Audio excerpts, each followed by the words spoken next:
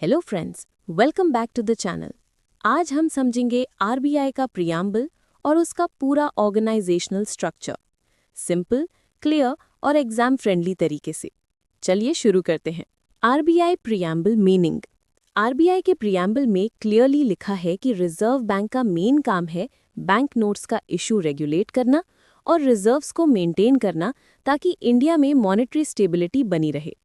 इसका मतलब है कि आरबीआई का रोल है हमारी करेंसी सिस्टम को स्टेबल रखना, जिससे इन्फ्लेशन कंट्रोल में रहे और इकोनॉमी स्मूथली चलती रहे।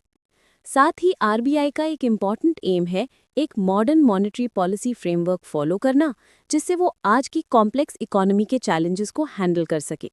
और सबसे important objective, price stability maintain करना, लेकिन ग्रोथ को भी ध्यान में रखते हुए, यानी इन्फ्लेशन कंट्रोल भी और डेवलपमेंट भी बैलेंस के साथ। अब बात करते हैं आरबीआई के स्ट्रक्चर की।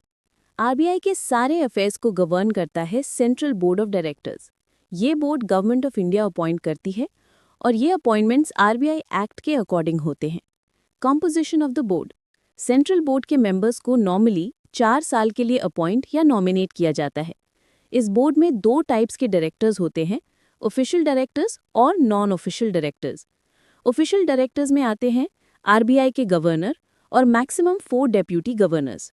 नॉन ऑफिशियल डायरेक्टर्स में इंक्लूड होते हैं गवर्नमेंट द्वारा नॉमिनेट किए गए 10 डायरेक्टर्स जो अलग अलग फील्ड से होते हैं, जैसे industry, finance, economics, cooperatives etcetera. 2 government officials और 4 डायरेक्टर्स जो आरबीआई के 4 रीजनल लोकल बोर्ड्स को रिप्रेजेंट करते हैं, नॉर्दर्न, सदर्न, ईस्टर्न और वेस्टर्न रीजन्स।